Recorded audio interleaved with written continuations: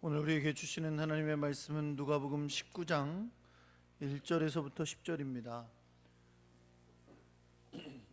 신약성경 누가복음 19장 1절에서부터 10절입니다. 제가 가지고 있는 성경은 신약성경 128페이지에 있습니다. 누가복음 19장 1절에서 10절까지 말씀입니다.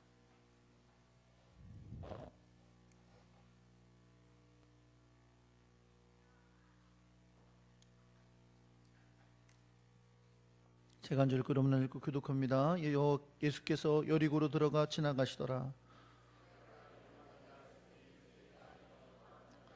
그가 예수께서 어떠한 사람인가 하여 보고자 하되 키가 작고 사람이 많아 할 수 없어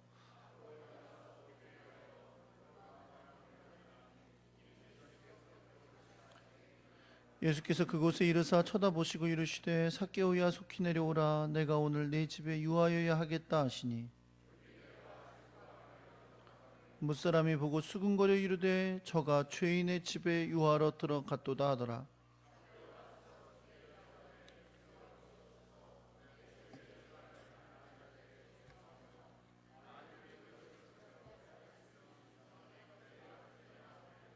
예수께서 이르시되 오늘 구원이 이 집에 이르렀으니 이 사람도 아브라함의 자손님이로다. 구원하려 함이니라. 아멘.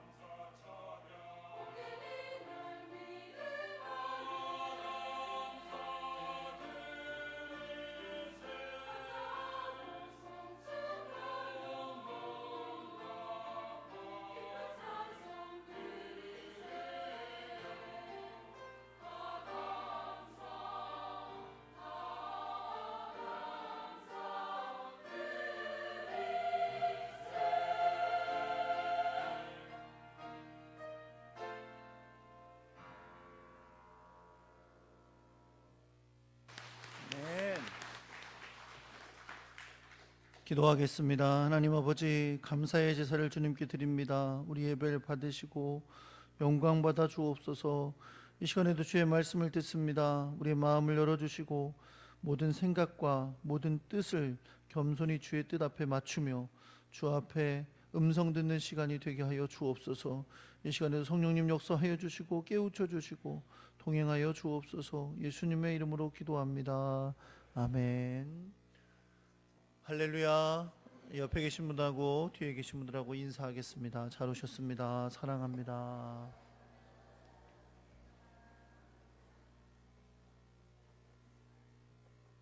주의 사랑 거래가 여러분과 함께 하시길 예수 그리스도 이름으로 축원합니다. 네, 오늘은 예배에 순서가 많이 있어요. 세례식도 있고 또 성찬식도 있어서 오늘 말씀은 가능하면 짧게 전하려고 합니다.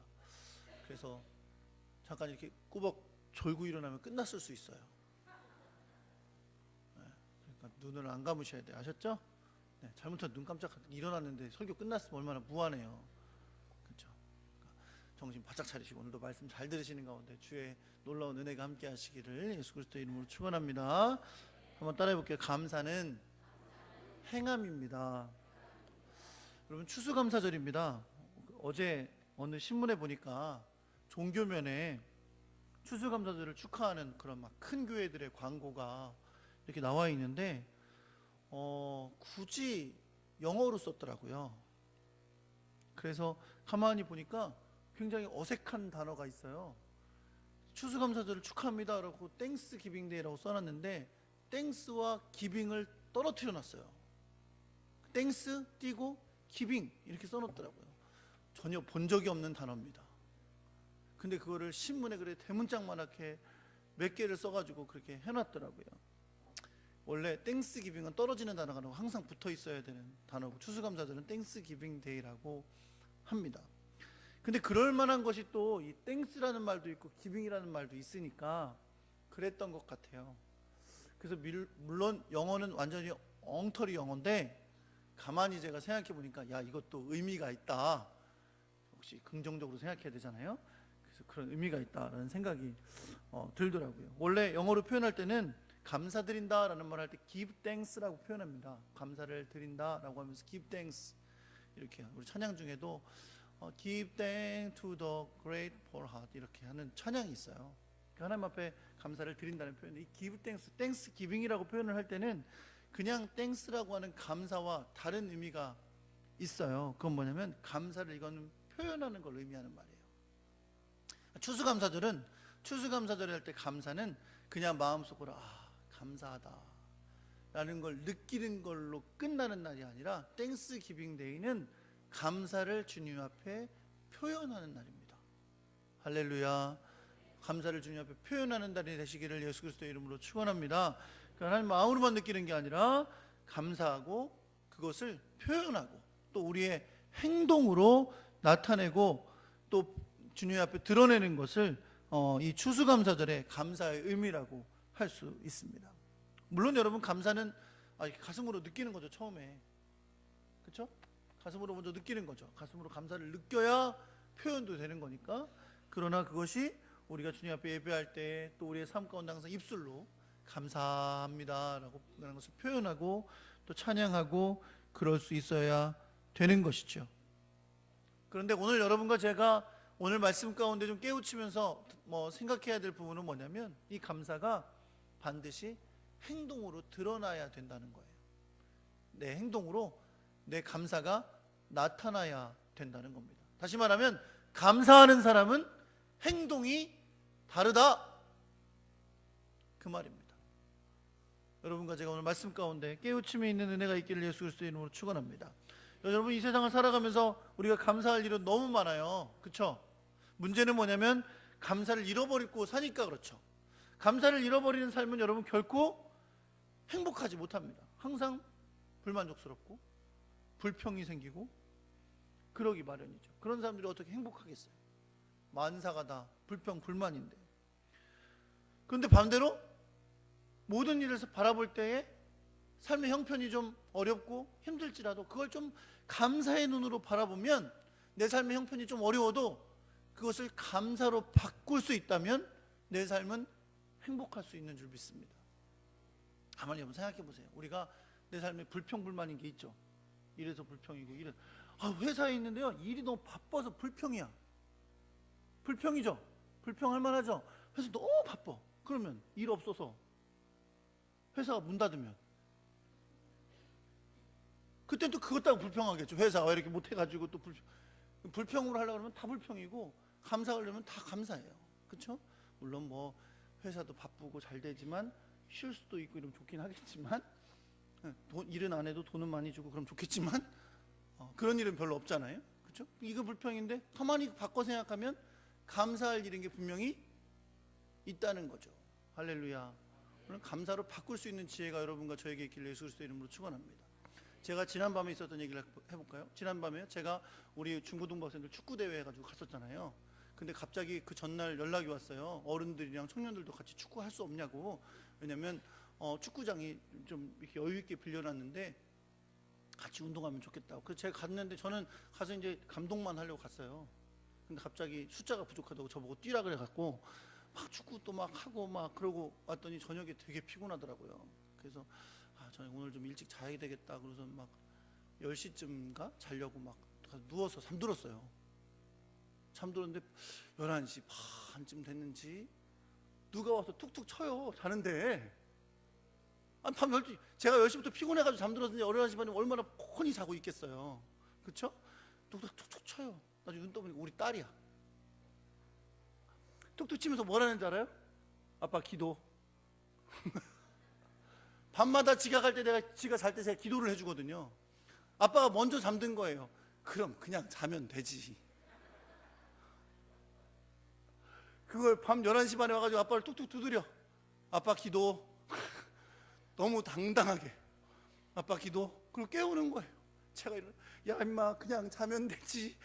집 안까지 데려가면서 그냥 자면 되지. 그래 아빠가 그렇게 자는데 와서 깨우냐 막 그런 투덜 대고 기도해주고 왔어요. 기도도 솔직히 말하면 대충 했어요. 졸려 죽겠으니까 대충 하고 왔는데 그래도 와서 다시 누웠더니 얼마나 감사해. 애가 아빠가 기도하고 자는 게 좋아서 아빠한테 와서 그 밤중에 아빠 자는 데 와서 툭툭 두드리더니 당당하게 4글자 아빠 기도. 똑같이 생각한 수많은 일들이 우리에게 만나고 닥치지만 생각만 조금 바꾸면 감사할 일로 바뀔 일이 너무너무 많다는 거예요. 감사의 지혜가 있으실 예수 그리스도 이름으로 축원합니다. 이 세상에 가장 귀한 지혜가 그거 아닌가 싶어요. 우리의 삶을 감사로 바꿀 줄 아는 지혜. 하나님의 놀라운 사랑 은혜가 함께 하시길 예수 그리스도 이름으로 축원합니다. 우리 목사님은 왜 이렇게 40일 동안 새벽 기도하라고 귀찮게 만들어 불평할 수도 있지만 우리 목사님이 감사로 또 이렇게 기도하게 하시는구나 라고 감사로 바꾸면 감사로 바꿀 수 있는 거예요. 할렐루야. 네. 하나님의 은혜와 사랑이 감사하는 자들에게 있음을 여러분 믿으시기 바랍니다. 그런데 여러분과 제가 분명 주님 안에서 하나님의 택하심을 받고 또 주의 인도하심을 따라 예수 그리스도를 알게 되고 그분을 믿고 구원받은 하나님의 백성이라면 우리에게 있어서 그 무엇보다 아주 근본적이고 최고의 감사는 우리를 구원하신 하나님의 은혜인 줄 믿습니다. 더 큰 감사의 제목이 있을 수가 없는 거예요. 왜요? 우리를 영원한 사망에서 영원한 생명으로 옮겨주셨으니까. 저랑 상관없는 분들이신가 봐요. 영원한 사망에서 영원한 생명으로 옮겨주신 줄 믿습니다. 이거보다 더 큰 감사의 제목이 있을 수가 없는 거죠. 저는 오늘 본문 가운데서 그 놀라운 구원의 은혜를 누리게 된 한 사람을 여러분과 같이 만나보려고 그래요. 그 사람의 이름이 삭개오입니다. 여러분, 삭개오가 예수님을 만나게 된 것은 예수님의 여리고 방문 덕분이었어요. 삭개오가 예수님을 만나려고 갈릴리로 찾아간 게 아니에요. 삭개오가 예수님을 만나려고 예루살렘에 예수님이 오셨다는 소식을 듣고 예루살렘에 쫓아 올라간 게 아닙니다. 삭개오가 예수님을 만나게 된 것은 예수님께서 여리고를 방문하셨기 때문입니다. 여리고는요, 예루살렘에서 25km 정도 떨어진 곳이에요. 성경에 보면 하루길이라 그랬어요. 하루 종일 걸어서 갈 수 있는 거리라는 거죠. 25km 정도 되니까 그곳에 떨어져 있는 곳이에요. 예루살렘은 항상 이 언덕에 있기 때문에 여리고로 내려가는 길은 이렇게 내려가는 길이라고 항상 표현이 돼요. 성경에도 보면 그래서 강도 만난 이웃이 있었죠. 강도만 선한 사마리아 사람 이야기 보면 여리고로 내려가다가 강도를 만났다고 표현했습니다. 그런데 예수님은 어떻게 여리고를 방문하게 되신 걸까요? 예수님은 갈릴리에서 사역하셨잖아요. 갈릴리에서 하시고 가끔 예루살렘에 올라가셨지만 대부분 다 갈릴리 지역에서 사역하셨어요. 그런데 예수님이 왜 예루살렘 주변에 있는 25km 떨어진 여리고로 방문하게 되셨을까요? 우리가 이 삭개오 이야기로 굉장히 잘 아는데 언제 이 일이 일어났는지에 대해서 잘 생각을 못할 때가 많이 있어요. 예수님이 왜 여리고에 가셨냐면 예수님은 지금 갈릴리를 출발하셔서 예루살렘을 향하여 가고 계십니다. 마지막으로 가고 계세요. 마지막으로 가고 있다는 얘기는 예수님이 여리고를 지나 예루살렘으로 올라가시면 예루살렘에서 십자가에 못 박혀 죽게 되신다는 뜻입니다. 그래서 오늘 우리가 누가복음 19장을 읽었는데 19장의 말씀이 끝나고 20장에 들어가면 20장은 예수님의 예루살렘 입성 이야기가 나와요. 다시 말하면 무슨 얘기냐면 예수님은 지금 마지막 십자가를 지시기 위해 예루살렘으로 올라가시다가 여리고를 들리시게 됐다는 거죠. 그렇다면 여러분, 우리는 다시 삭개오와 예수님의 만남을 다시 한번 생각해 볼 수 있어요. 삭개오와 예수님의 만남은 매우 극적인 만남이에요. 왜요? 그날 삭개오가 예수님을 만나지 못했다면 그는 일평생 예수님을 만날 수 없었을 거예요. 예수님은 그 길로 예루살렘으로 올라가시면 이제 십자가를 지시고 돌아가실 것이기 때문에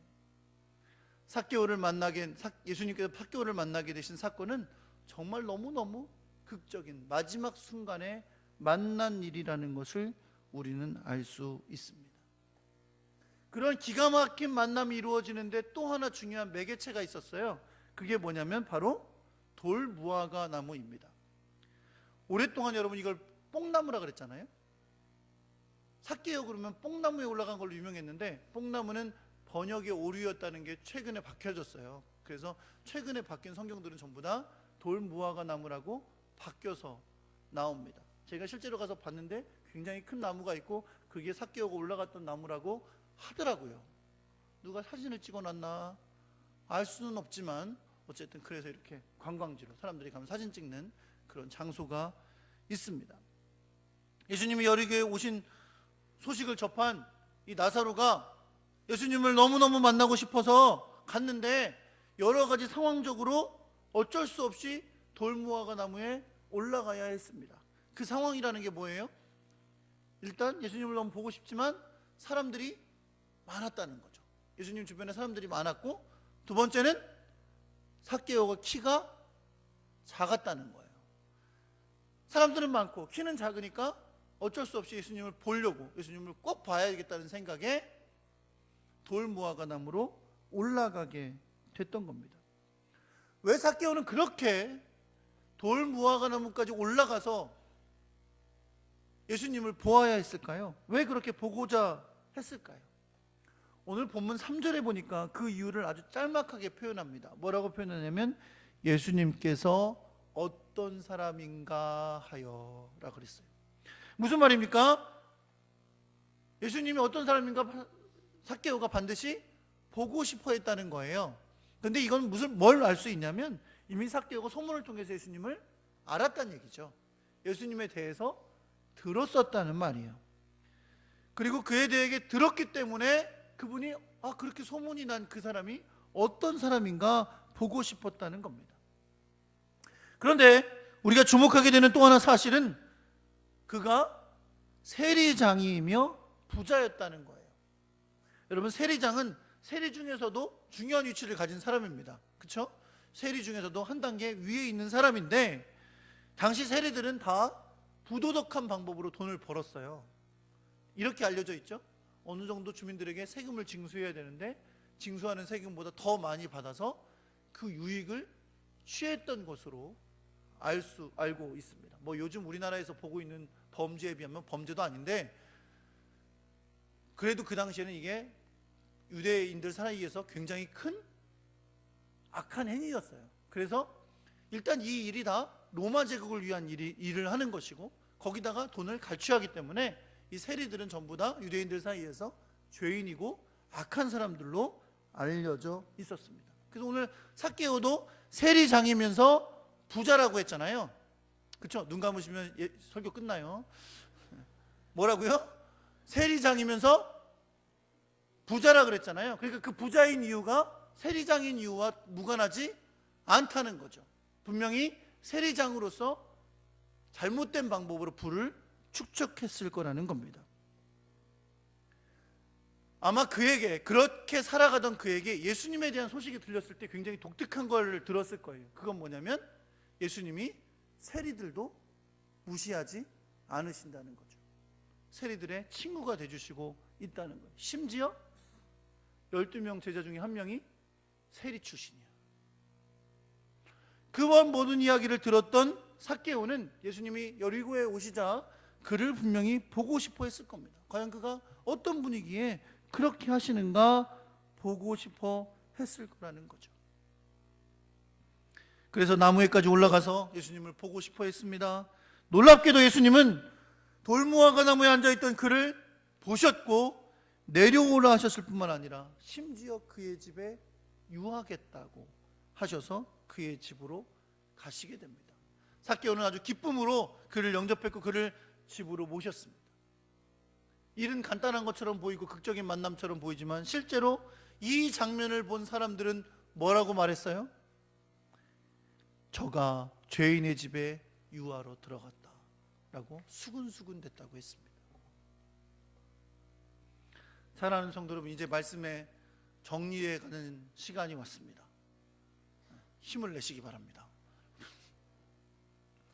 우리가 이 사건을 이렇게 생각해 볼 수 있어요, 여러분. 예수님이 마지막 십자가를 지시기 위해 예루살렘으로 가다가 날이 어두워서 우연히 여리고에 들리셨구나 라고 생각할 수 있어요. 그렇죠? 그렇습니까? 우연히 들리셨구나 라고 생각할 수 있습니다. 또 뭘 생각할 수 있냐면 우연히 여리고에 들어가셔서 길을 가시다가 돌무화과 나무에 올라가 있던 삭개오를 우연히 보셨구나 라고 생각할 수도 있어요. 또 우연히 저 나무에 있던 사람이 너무 귀해 보여서 예수님이 그에게 내려오라 하시고 그의 집에 유하겠다고 데리고 들어가셨는데 들어가 보니까 그 집 바로 옆에 뭐가 있어요? 세리 사무소가 있어요. 그래서 우연히 내가 들어왔는데 보니까 이 사람이 세리구나라는 걸 우연히 알게 되셨을 것이다. 우연히 데려갔더니 그가 세리였다라고 생각할 수 있습니다. 여러분, 과연 그렇습니까? 과연 그런가요? 아닙니다. 예수님은 삭개오를 찾아오신 것입니다. 그분이 직접 죄인인 삭개오를 찾아오신 겁니다. 10절에 말씀하는 것처럼 예수님은 이 땅에 잃어버린 자를 찾아 구원하기 위해 오셨다 그랬어요. 그날 예수님은 우연히 여리고에 오시고 우연히 그를 발견하시고 우연히 그의 집에 들어가신 것이 아니라 그날 예수님이 극적인 시간에 삭개오를 찾아오신 것인 줄 여러분 믿으시기 바랍니다. 사람들이 죄인으로 여기는 삭개오의 집에 찾아오신 일, 삭개오에게는 이건 기가 막힌 일이에요.